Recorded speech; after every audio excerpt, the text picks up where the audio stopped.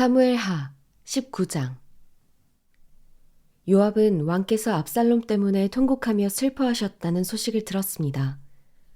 온 백성들에게도 그날의 승리가 슬픔으로 바뀌었습니다. 그날 군사들이 왕께서 그 아들 때문에 슬퍼하신다 하는 말을 들었던 것입니다. 그날 군사들은 싸움에서 패배한 군사들이 부끄러워 슬그머니 들어가듯 그렇게 성 안으로 들어갔습니다.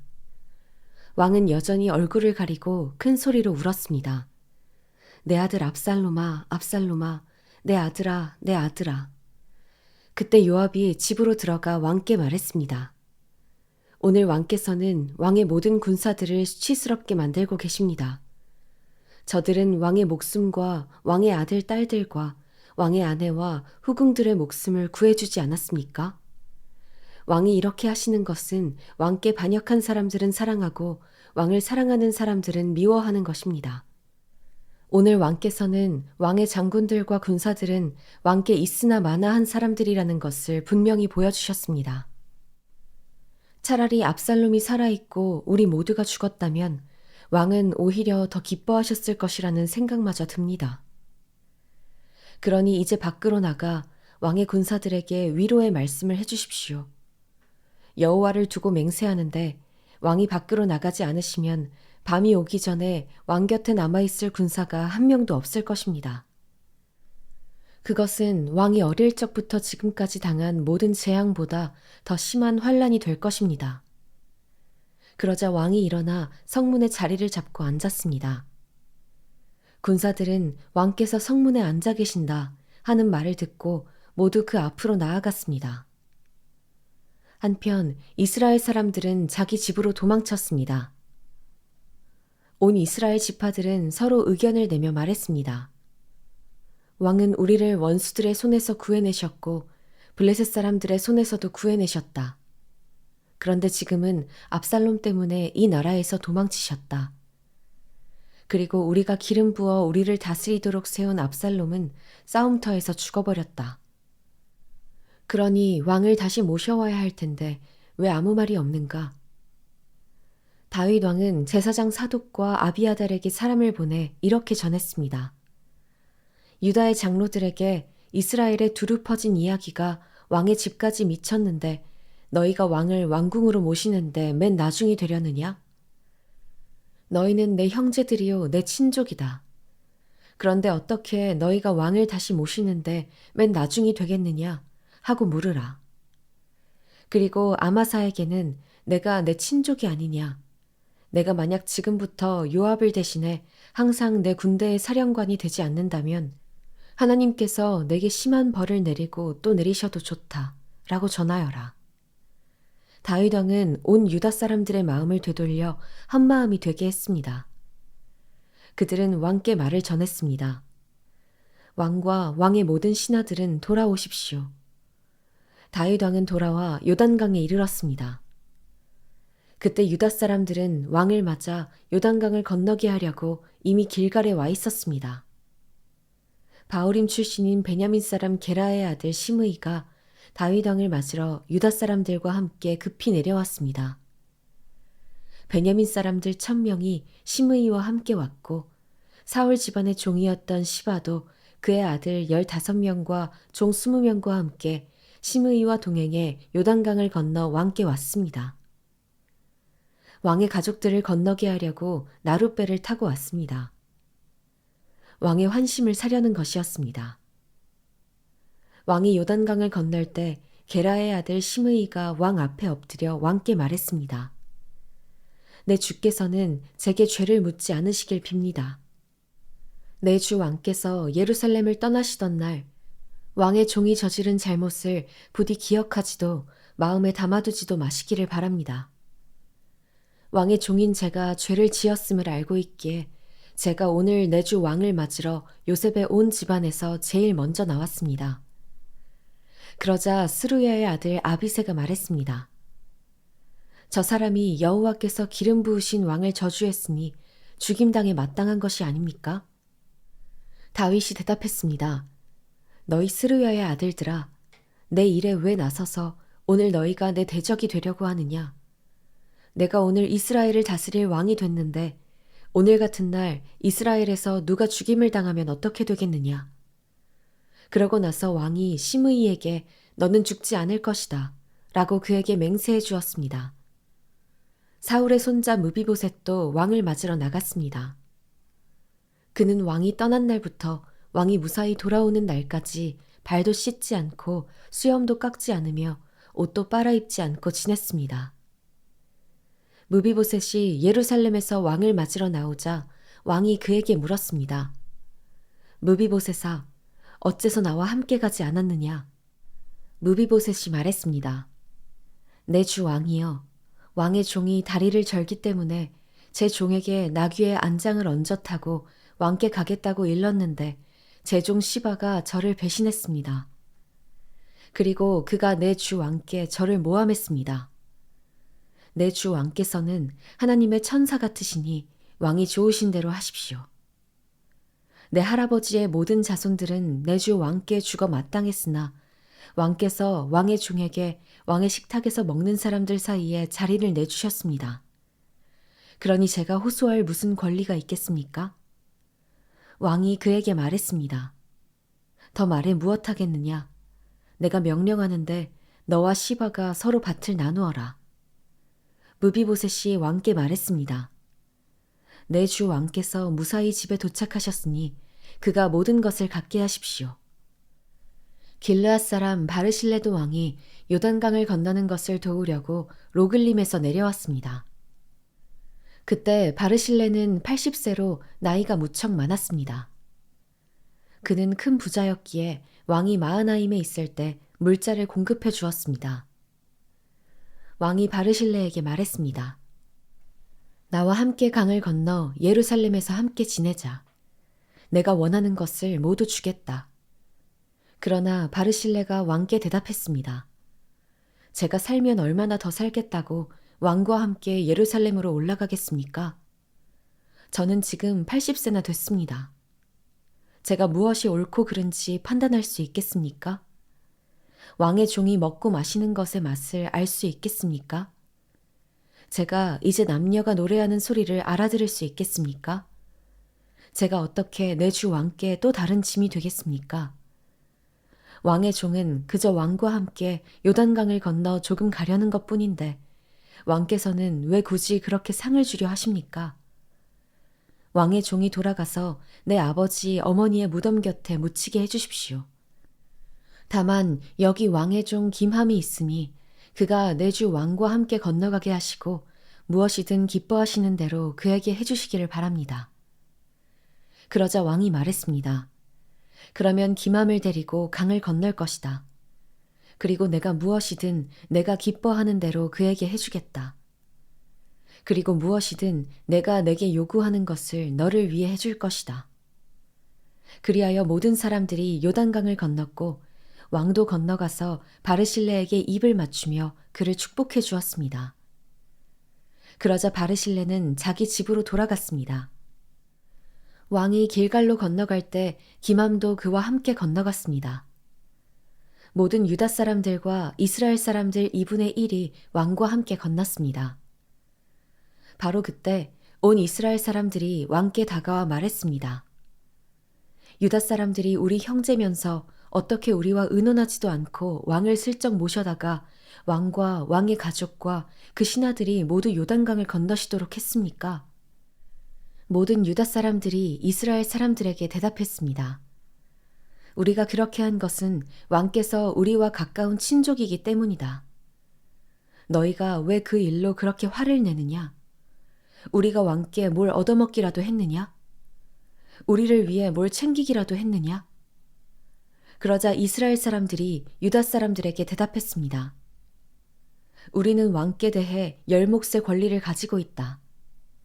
그러니 우리가 너희보다 왕께 더 큰 권리를 주장할 수 있다. 그런데 어떻게 너희가 우리를 멸시하는 것이냐? 우리 왕을 다시 모셔오자고 먼저 말한 것은 우리가 아니냐? 그래도 유다 사람들이 이스라엘 사람들보다 더 강경하게 맞섰습니다. 사무엘하 20장. 그때 불량배 한 사람이 그곳에 있었는데 그는 베냐민 사람 비그리의 아들인 세바라는 사람이었습니다. 그는 나팔을 불면서 소리를 질렀습니다. 우리는 다윗과 나눌 게 없다. 이새의 아들과 나눌 유산이 없다. 이스라엘아, 모두 자기 장막으로 돌아가라. 그러자 모든 이스라엘 사람들이 다윗을 떠나 비그리의 아들 세바를 따라갔습니다. 그러나 유다 사람들은 요단강에서부터 예루살렘까지 줄곧 자기들의 왕 곁에 있었습니다. 다윗은 예루살렘에 있는 자기 왕궁으로 돌아왔습니다. 그는 왕궁을 돌보라고 두고 간 10명의 후궁들을 잡아 가두고 먹을 것은 주되 잠자리는 같이 하지 않았습니다. 그래서 그들은 죽는 날까지 갇힌 채 생과부로 살았습니다. 다윗 왕이 아마사에게 말했습니다. 너는 나를 위해 유다 백성들을 소집하고 너도 여기 와 있어라.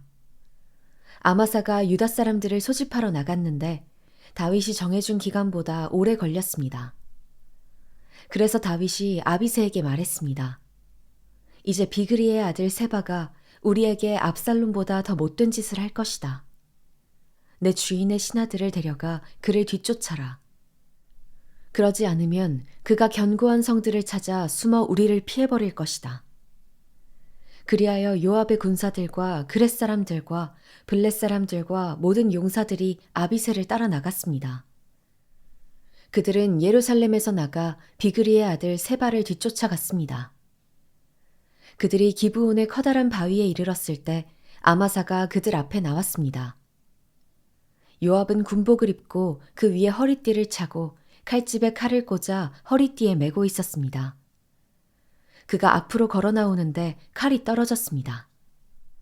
요압이 아마사에게 내 형제여 잘 있었느냐?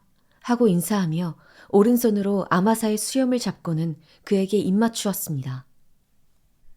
아마사는 요압의 손에 칼이 있는 것을 주의하지 않았습니다. 요압은 칼로 그 배를 찔러버렸고 그의 창자가 땅에 쏟아져 나왔습니다. 다시 찌르지 않고도 아마사는 죽었습니다. 그러고 나서 요압과 그 형제 아비새는 비그리의 아들 세바를 쫓았습니다. 요압의 부하 가운데 하나가 아마사 곁에 있다가 말했습니다. 요압을 좋아하는 사람과 다윗 편인 사람은 누구든 요압을 따르라. 아마사가 길 한가운데 피투성이가 돼 뒹굴고 있는데 그곳을 지나가는 군사마다 멈춰서는 것을 보고 요압의 부하가 아마사를 길에서 끌어내 들판에 두고 겉옷을 던져 덮어놓았습니다. 아마사를 길가에서 치우고 난 뒤 모든 군사들은 요압을 따라 비그리의 아들 세바를 뒤쫓았습니다. 세바는 온 이스라엘의 지파를 두루 다니다가 아벨과 벳 마아가와 베림 온 땅에 이르게 됐습니다. 그곳 사람들도 모두 모여 세바를 따르게 됐습니다. 요압과 함께한 모든 군사들이 와서 벳 마아가의 아벨에서 세바를 에워싸고 그 성을 향해 성벽 높이까지 토성을 쌓았습니다. 그들이 성벽을 무너뜨리려고 계속 공격하고 있을 때 한 지혜로운 여인이 성 안에서 소리쳤습니다.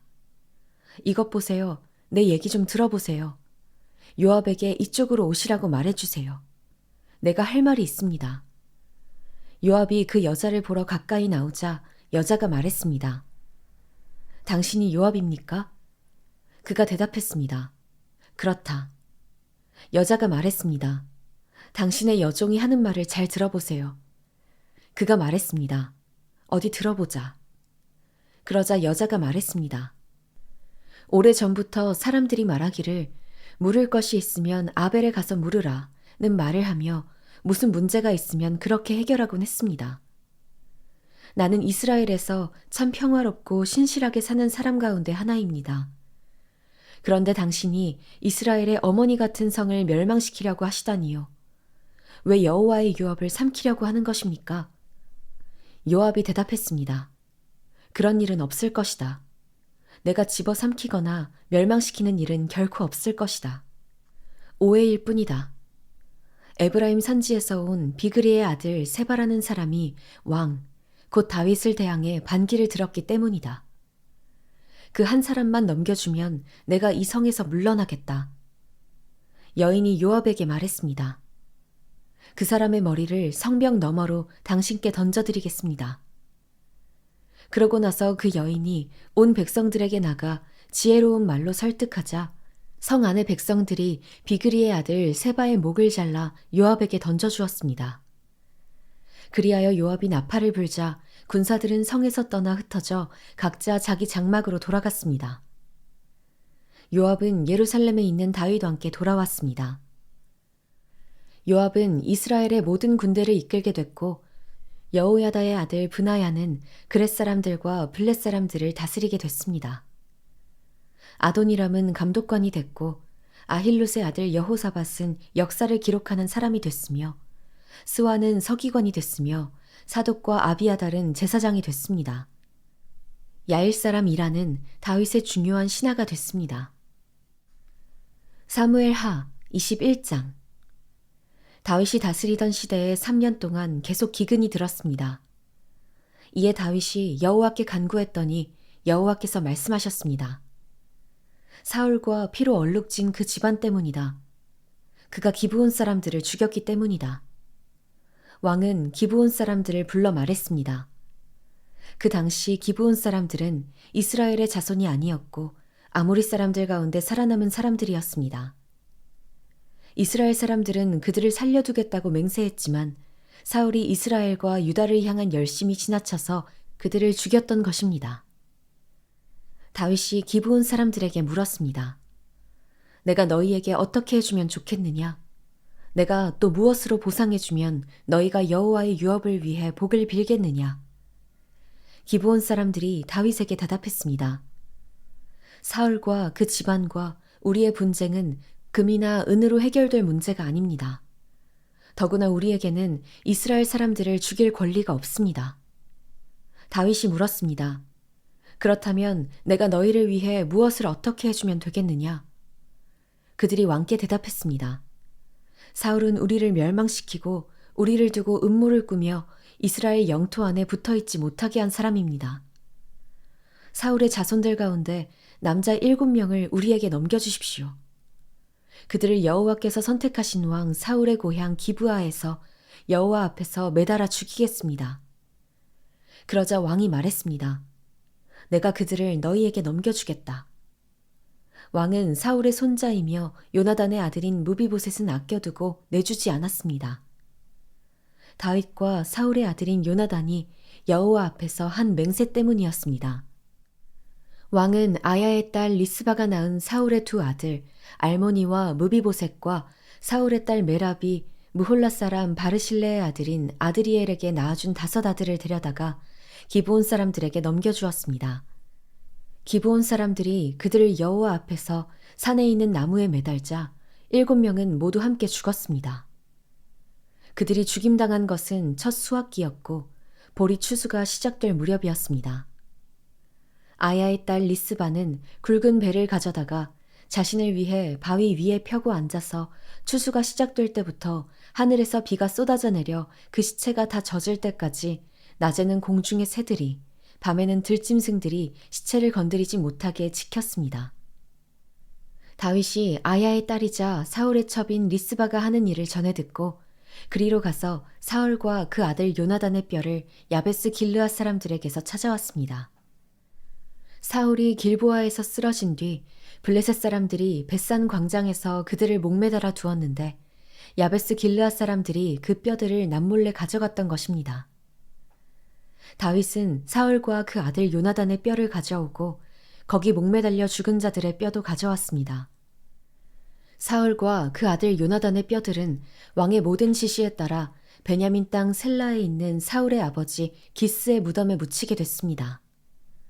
그 후에 하나님께서는 그 땅을 위한 기도를 들어주셨습니다. 블레셋 사람들과 이스라엘 사이에 또다시 전쟁이 벌어졌습니다. 다윗은 부하들을 거느리고 블레셋 사람들과 싸우기 위해 내려갔다가 몹시 지쳤습니다. 그때 거인의 후손인 이스비브놉이 무게가 300세겔 나가는 청동창에 3칼로 무장한 채 다윗을 죽이겠다고 달려들었습니다. 그러나 스루야의 아들 아비새가 그 블레셋 사람을 쳐 죽이고 다윗을 구했습니다. 그러고 나서 다윗의 부하들은 그에게 맹세하며 말했습니다. 다시는 저희와 함께 싸움터에 나서지 마십시오. 이스라엘의 등불이 꺼지면 안 됩니다. 그 후 곱에서 다시 블레셋 사람들과 전쟁이 벌어졌습니다. 그때 후사 사람 시브게가 거인의 후손인 삽을 죽였습니다. 또다시 곱에서 벌어진 블레셋 사람들과의 전쟁에서는 베들레헴 사람 야레오르김의 아들 엘하난이 배틀채 같은 창자루를 가진 가드 사람 골리앗의 동생 라흐미를 죽였습니다. 이번에는 가드에서 전쟁이 또 벌어졌습니다. 그때는 손가락과 발가락이 6개씩 모두 합쳐 24개를 가진 거인이 있었는데 그 또한 거인의 후손이었습니다. 그가 이스라엘을 위협하자 다윗의 형인 삼마의 아들 요나단이 그를 죽였습니다. 이 네 사람은 가드에 있던 거인의 후손들로 다윗과 그 부하들의 손에 쓰러졌습니다.